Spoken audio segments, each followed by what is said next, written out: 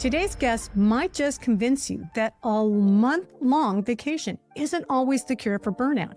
In fact, for her, it took a completely different plan that might surprise you. But before we spill the details, let me tell you, she is a leadership coach, business consultant, and even a former midwife with some pretty fascinating stories to share. You're about to see why this conversation should spark a major aha moment in your life. So stick around, because by the end of this episode, you'll be thinking about your future in a totally new way. Let's welcome the one and only Jennifer Wilson. Jennifer Wilson, welcome to Create the Best Me. I'm going to tell you, this is a great honor to have you on the show. Thank you so much for having me, Carmen. It's great to be here. So before we get started, or before I tell people why I invited you onto the show, could you please tell the listeners and viewers a little bit about who you are and what you do? Yeah, thank you. So my name's Jennifer. I am a leadership coach and business consultant. I live in Victoria, BC, but I serve people all over North America. And I love working with family businesses, women in leadership, new leaders, and especially people undergoing career transitions. So that can be midlife career changes, but also young folks who are just starting out and trying to figure out what their path should be. And you also do other things. I do a few other things too, yes. So that's my current kind of day job, so to speak. I just started that business a couple of years ago. And I come to it as my third career in life. So I've made a couple of big changes myself, which is why I'm interested in coaching folks who are going through those sorts of changes. My first job out of university was as a registered midwife. So I used to deliver babies for a living and I loved it. It was a really rewarding career. In the US, I was the equivalent of a certified nurse midwife. So I had hospital admitting privileges and did home births as well. And I had to leave that job unexpectedly when my ex-husband decided he didn't want to be married anymore. So I didn't have any on-call childcare. I had a toddler and a young child at home. So needed to pivot into a new career. And my family business, luckily, was looking for somebody in my community. So I sort of fell into a job working with my parents. And very quickly, over the course of the next several months, realized it was something that actually really inspired me and excited me and motivated me. So I ended up working in the family business for 17 years. I went back to school, got my MBA, and took over from my mom as CEO. We placed international students with Canadian host families when they come to study in Canada. So we placed thousands of students every year all across the country. We would recruit the host families, match them with the students, and then manage their relationship on the ground as long as they were in the country. And that was incredibly rewarding and exciting. It was fun to work with international students and learn about cross-cultural competence and how to support folks looking after other people's kids and, of course, running a business. So I ended up leaving that job about 2 years ago. I had realized several years before that I was beginning to reach the end of what I felt like was my contribution. And I also was getting burnt out. And I'd love to chat with you more about that part, because I did end up putting into place a plan for my exit and then executed that and was able to step away on the timeline that I had created for myself, which was unusual, apparently. Yeah. So I left that role. We still own the business. My parents and I are the board of directors. So I attend board meetings and manage the, just sort of that high level governance of the organization. And that's freed me up to launch my coaching and consulting business and to write a book as well. Yes. And your book is about? It's about homestay, as you can imagine. So I've taken what amounts to 20 years of experience and compiled it into a resource for host families. So the book is called The Heart of Homestay: Creating Meaningful Connections When Hosting International Students. And as I say, it's meant for host families about how to make the most of their experience. And there's a lot of practical tips and tools and resources on how to work with people who are different from you, how to get along with people from other cultures. So there's lots of stuff about cross-cultural competence, but there's also stuff about bias, difficult conversations, forgiveness and second chances and all those sorts of things. So as parents and as colleagues and folks just sort of getting, trying to do our best in our communities, there's quite a bit of helpful information. That's great. That sounds like a book. Like it's not just for homesteading. It's kind of like how to get along with everyone because we're all different. Exactly. Yeah, there are some basic strategies that can work with anyone, whether you're supervising a Japanese teenager in your home or or trying to get along with a coworker in your workplace. Yeah. And so, Jennifer, the reason why I invited you to the show, because my goodness, when I went on jenniferwilson.com, your about page, it was impressive, incredibly impressive, because you have done so much. You are, like I mentioned before we got on the recording, you're running 100 miles an hour when the rest of us are doing 20. But you're also doing that with a compassionate heart. Yeah. Yeah. And you came to a point to where you recognized what stress and burnout was. Mm-hmm. And you were able to get back to being Jennifer again and being able to give 100% with the compassionate heart. And as women in midlife, we find sometimes we've been working that same job and it feels icky. Mm-hmm. It doesn't light you up anymore. But find that we stayed there because it pays the bills. And it's everybody knows me. I have tenure. But maybe it's time for us to go. And there's better opportunities out there, but we're scared because we're comfortable. And so I think that's a clear indication that you're burnt out. Yeah. And that you have all this stress on top of you. The stress is keeping you there. So how would a woman be able to recognize I'm burnt out, I'm stressed out, and there's better opportunities out there for me? Yeah. Yeah. It's a great question. The list of symptoms of burnout is very lengthy. And so it's hard to capture sort of what that looks like for any one individual. For me, it looked like a lack of enthusiasm about the future. People on my team, really great people with great ideas, would bring me suggestions for changes or improvements or new initiatives. And I knew intellectually that they were great ideas and I could not get behind them. I wasn't excited about them. I wasn't jazzed. And I knew that they had potential and that somebody else might see them and be able to run with them in a way that I couldn't. So that's kind of how it showed up in the day-to-day. I also was a little more short-tempered with folks. I was a little more irritable. And then in terms of my physical and emotional well-being, just sort of outside of work, for me, when I'm stressed, I wake up early and I can't fall back asleep. I'm a morning person anyway, but instead of waking up at 6:30 or 7, I'd be waking up at 4:30 or 5 and ruminating. You're like, yeah. So yeah, and I just couldn't crack that nut. It became a chronic issue for me.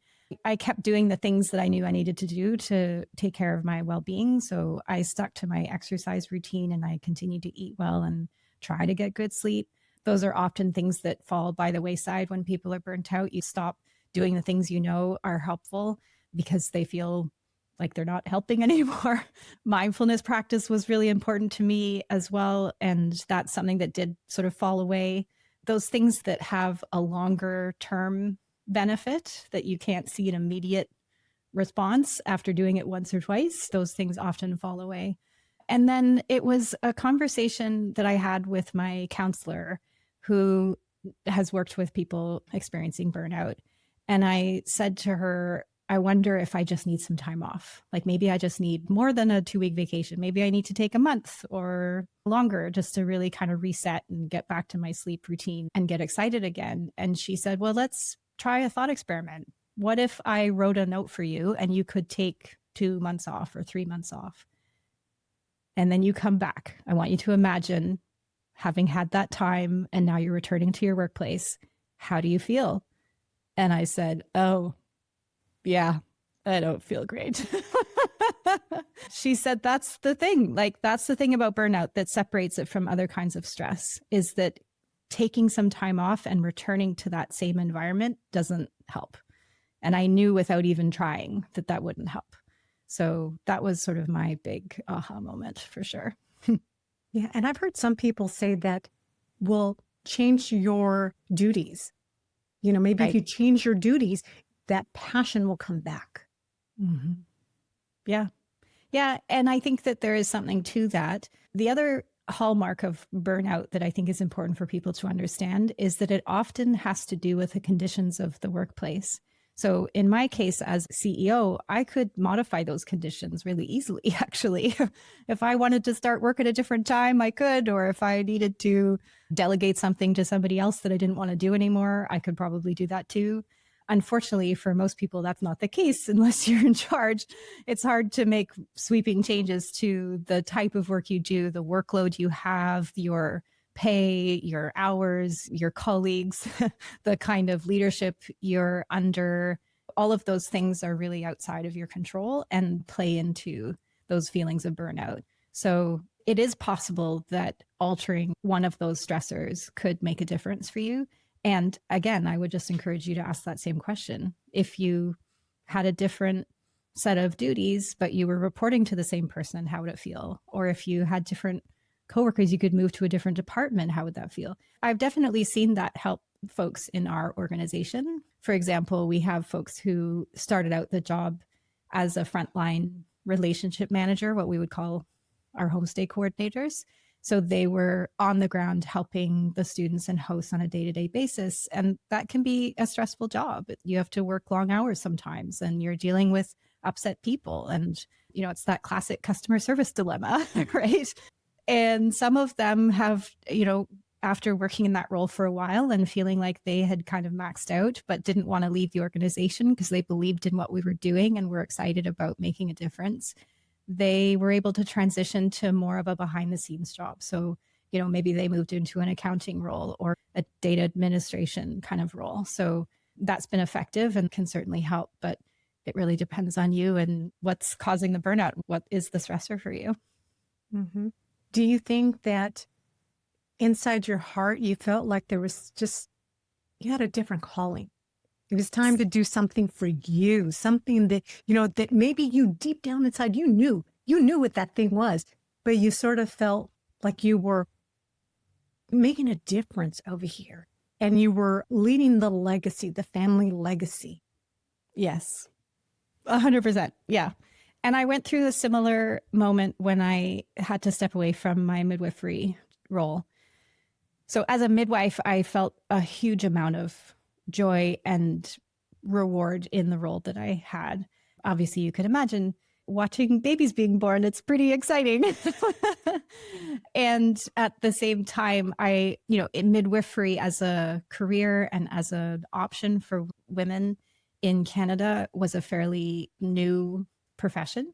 It had only become legal in Ontario in 1994, and it was legalized in BC in 98, I believe it was. And I was practicing around that time.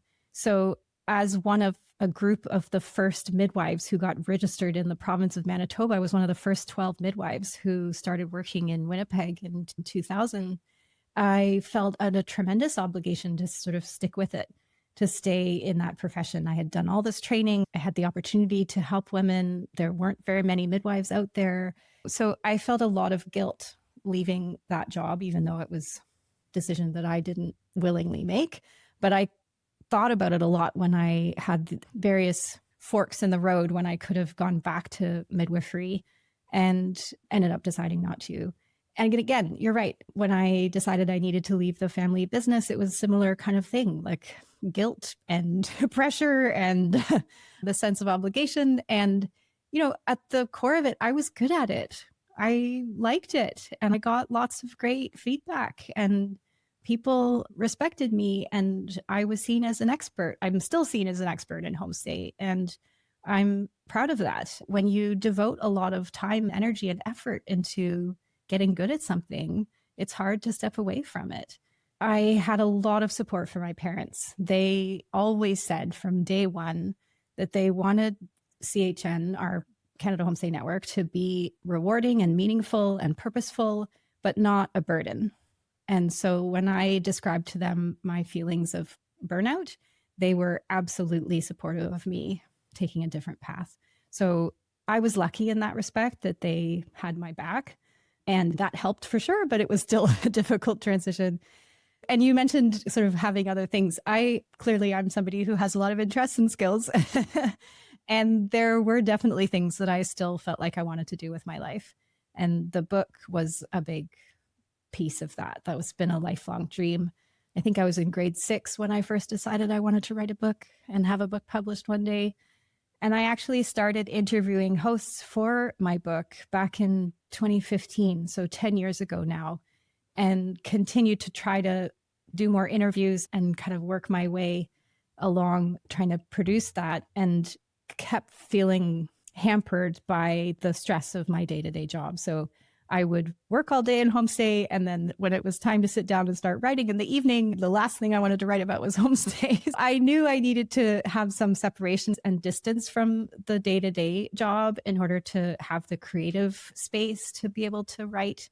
I also knew that this wasn't the only book I wanted to write. So I have other books in me, and I wanted to create the long-term space for me to have a writing career.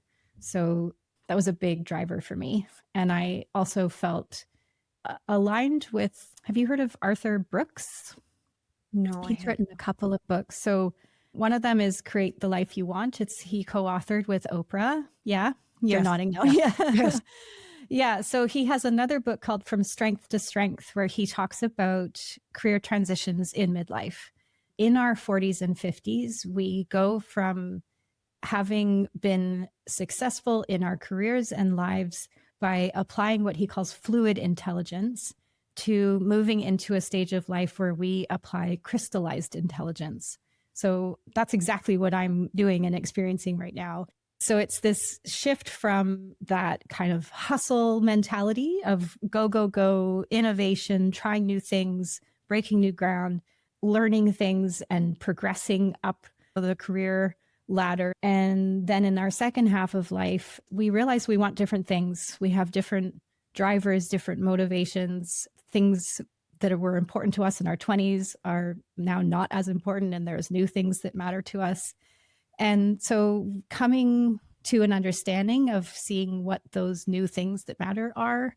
And then the crystallized intelligence part is about applying the things you already know. So taking your wisdom, hard-earned experience, and then sharing it with other people. So that's exactly what I do as a coach and consultant. And it feels really good to be able to help other folks in that way and to not be on that same kind of hustling, stressed out kind of routine of the day-to-day life of a CEO. Yeah. Yeah. And I think that's very humbling that you took a step down. I think most people would say you hit the ceiling, you hit CEO status. And you said, yeah, I did. And now it's time to do something for me. Something that I feel like I'm doing what I want to do or what I always wanted to do at a different level. And I think another thing is that as women, we do things like second nature. We're experts at so many things. But when it comes down to identifying what those things are, we have a hard time identifying what those things are because they just come to us naturally. Or we've been doing them for such a long time and we're experts in doing them. Yeah. You're right. And so when I was making that decision to leave the family business and trying to figure out what would come next, I had to ask myself those questions. And sometimes you don't see it yourself. And it took different exercises, reading a few books, and mostly talking to other people to help me see what I had to offer that was unique and different and special that I could get paid to do. I mean, yes, I was a CEO. And as many people said, what are you doing? You're in your prime earning years. How could you leave this great job? And and that was it. I knew that I needed something that was fulfilling. And it's what Dan Sullivan and the Strategic Coach program calls your unique ability. So this is exactly what you're talking about. It's this thing that we have inside us. It's factory installed is what they like to say. You've had this unique ability for your whole life. It's the kind of thing that you do and you lose track of time when you're doing it. You get into that flow state and other people see it and value it and want it from you. And again, like you say, it's hard for you to see that in yourself because it just seems so second nature. Like, doesn't everyone do this? Like, so the best way to figure out what your unique ability is to ask other folks. So that's something I did for sure. But how did you find the right people? Because I remember when I was transitioning, I went to people that I thought were really close to me and would give me an honest answer as to what those qualities were. Some of the feedback I got was totally ridiculous. And Really? So I thought, yeah, it was. And I thought, okay, I got to find the right people. Who are the right people? Or maybe it's the right question too. Because I think there's a way to ask that gets at, again, the sort of more unique pieces of you rather than just kind of what am I good at or what have you seen me do that I'm good at. So I think that's part of it is to really hone in on what's unique or special about you. But you can ask a number of people, sort of colleagues, professional, but also personal, and folks who've known you for a long time, mentors. You know, there's a gentleman in particular I have in mind who was a friend of my dad's. They worked together 25 years ago. So he's my dad's age and generation. And he's been a great mentor for me for many years. So that's somebody that I asked for sure. You know, and I was surprised. I asked and I thought, I'm going to get the most dumbest answers, but I asked my adult children. Children because they're kind of quirky, kind of goofy. Yep. And I was quite surprised that my adult children gave me the most thorough identifications of what those skills were. That's so amazing. Yeah. What a neat moment for you. You're you see me. Exactly.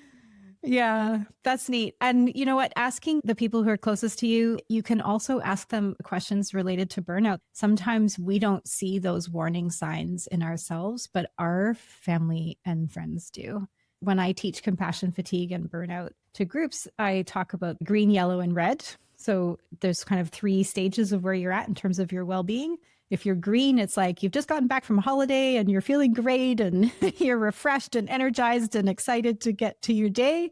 Yellow is obviously those warning signs where you're starting to let things slip or you're feeling more irritable or it's time to start binging Netflix. And then the red is, burned out, done, you've hit the wall kind of thing.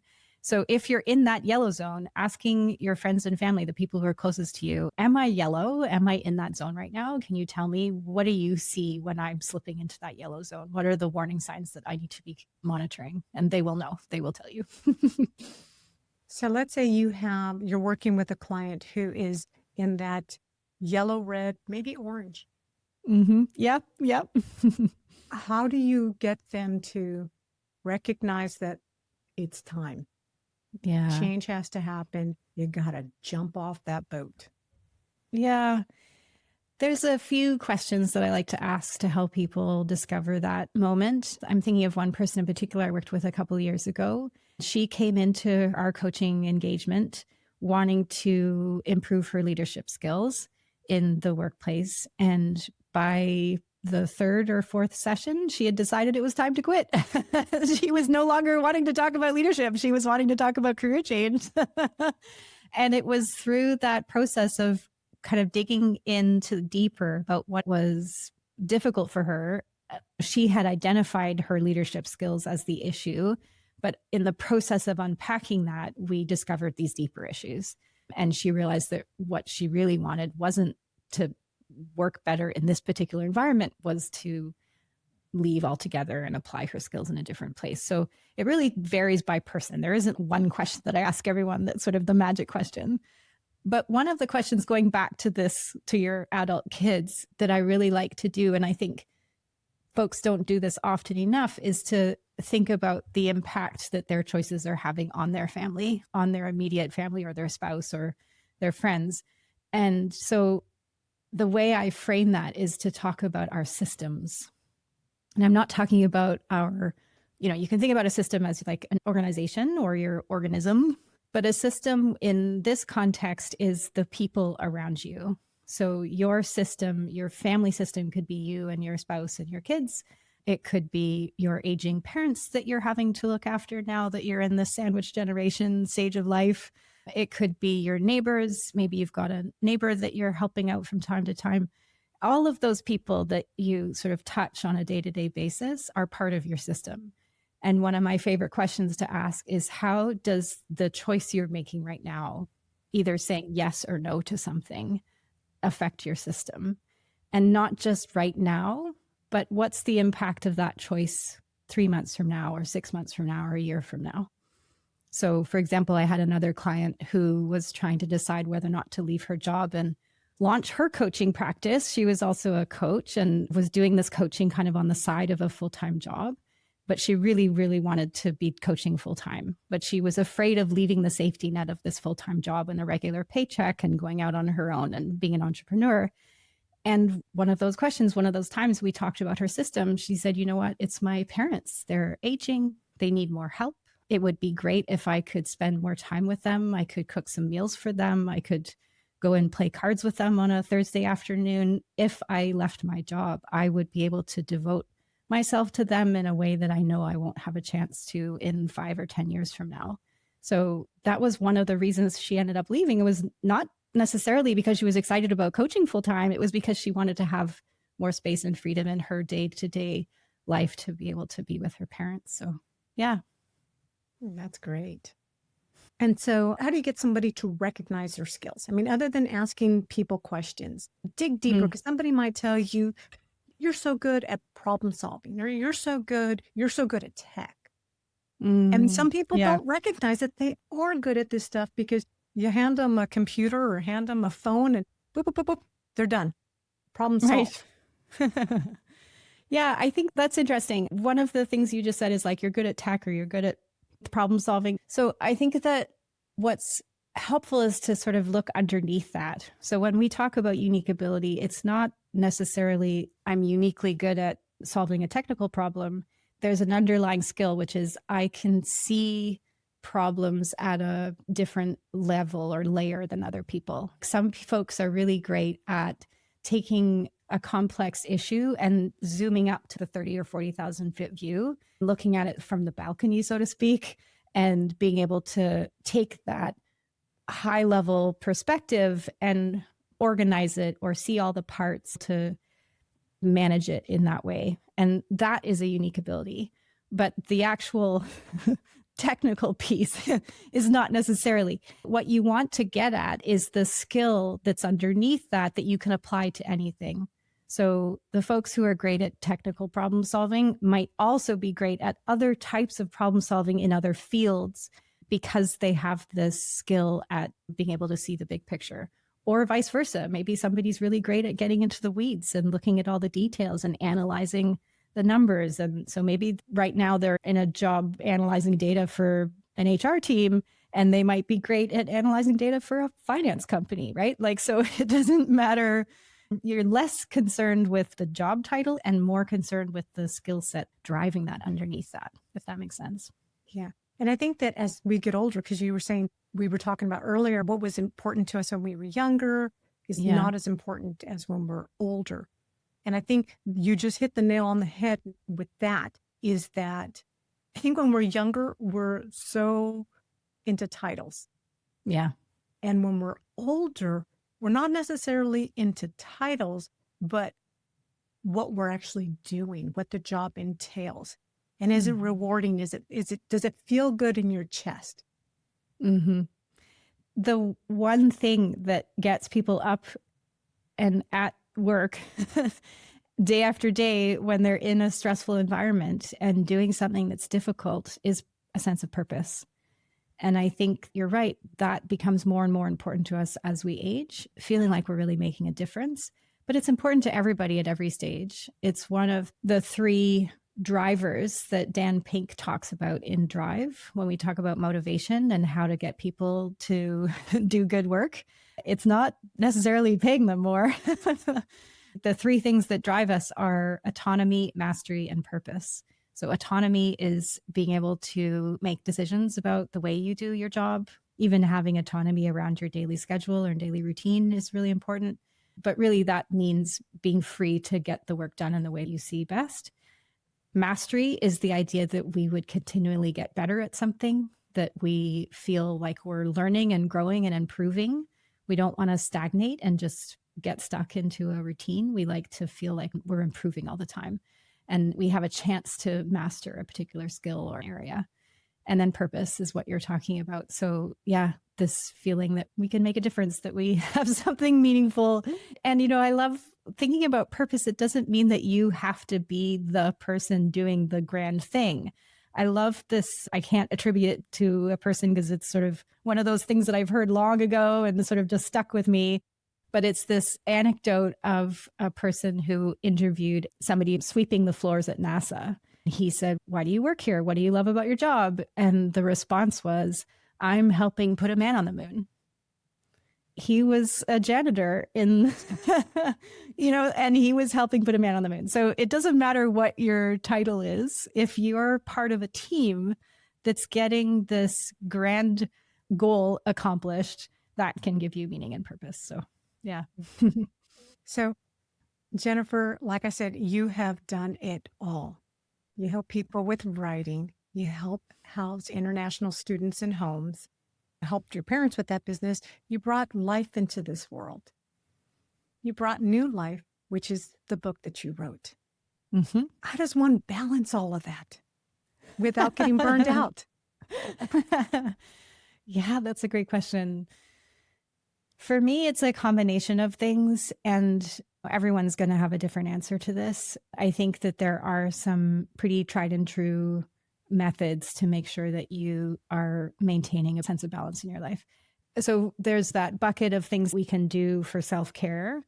So things for me are like, as I said earlier, getting good sleep, eating well, getting lots of exercise. For me, I love to run.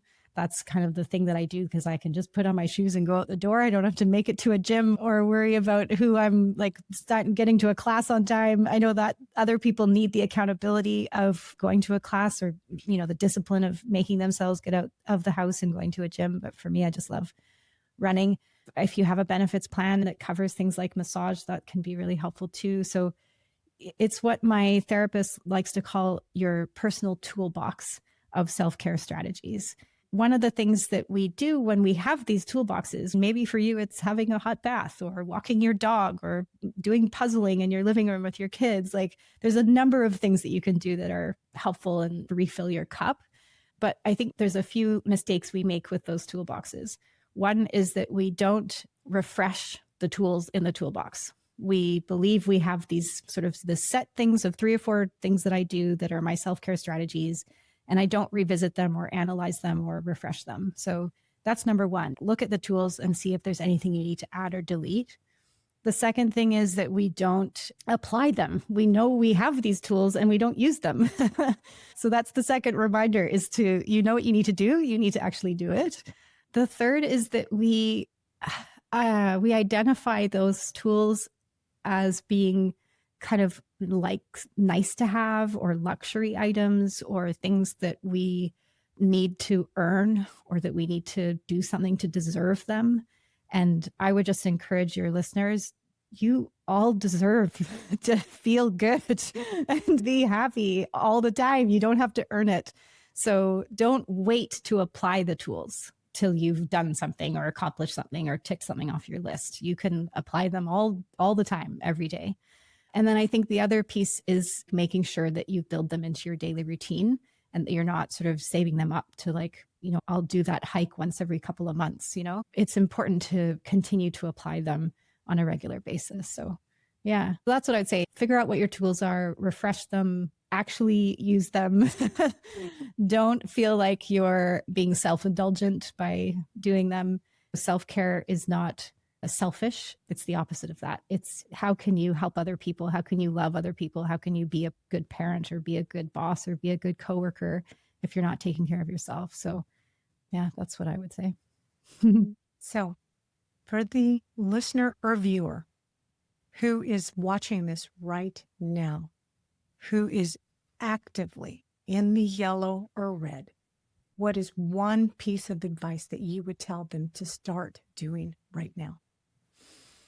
Oh, Carmen, that's a lot of pressure. What would I tell them to do right now? I think the first step, and this is something I teach when I talk about compassion fatigue, is to take stock of your stressors. So step one is to sit down with a blank piece of paper and write down everything that's on your plate.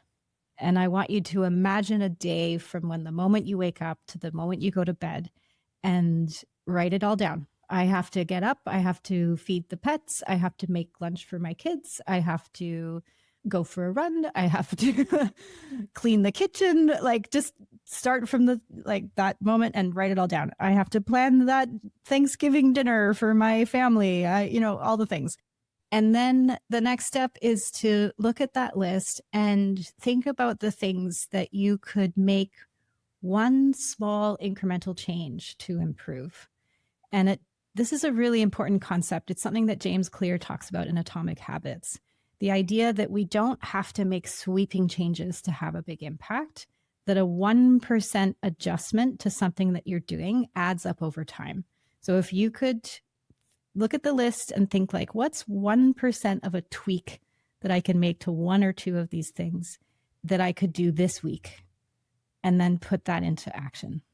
It's just those little baby steps, but it really matters. So, and I think you've had other guests say this too, that it's not about like a massive overhaul of everything in your life.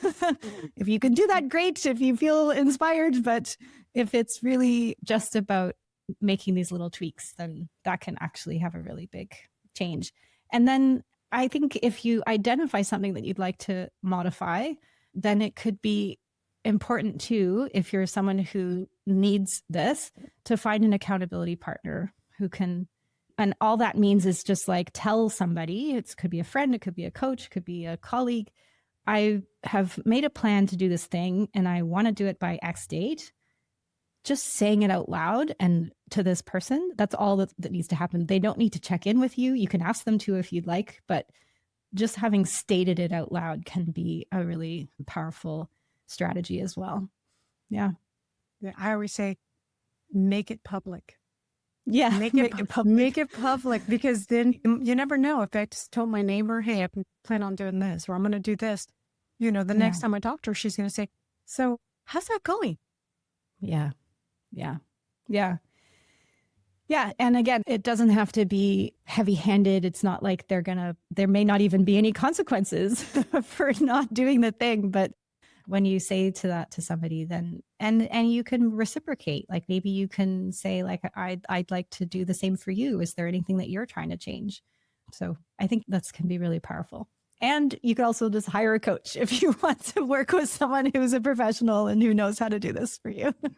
Exactly. And then then that's a paid accountability partner. Exactly. Yeah. Yeah. Jennifer, from the conversation that we have had today, what is the one thing that you would like the listener or viewer to hold close to their heart? I think you can tell from my career path that I have followed my heart in the choices that I've made, and it's paid off. And I think there's lots of examples. I imagine your listeners can probably think of people in their circle of friends or acquaintances who have taken a leap and trusted in themselves and gone for the thing that they always wanted, and that it's worked out for them. So yeah, I would just say, yeah, you don't know unless you try. And go for it. Jennifer, where can people learn more about you or work with you? Thank you. So you mentioned my website. My middle name is Robin. Jennifer Wilson is such a common name. It's hard to find me unless you add that in. So jenniferrobinwilson.com is my website, and all my social handles. So LinkedIn, Facebook, and Instagram, you can find me at Jennifer Robin Wilson. And my coaching website, if you're interested in working with me as a coach or consultant, is oakbaycoachingandconsulting.ca, all spelled out. But you can also just find my coaching site through my Jennifer Robin Wilson author site. So there is a link to my coaching website from there. So yeah, that's the easiest. And my book, again, is called The Heart of Homestay. And you can find it on Amazon, at Barnes and Noble, or your local bookstore too. I like to encourage folks to buy local. So you can just go to your local bookseller and ask them to bring it in. If they don't have it already, they'll be able to order a copy for you. And again, as we mentioned offline, the book is not just for Homestead or for people that are bringing in international students into their life. The book will also help you know other cultures, understand other people, get along with other people. That's right. Yeah. Yeah. Anyone involved working with other cultures.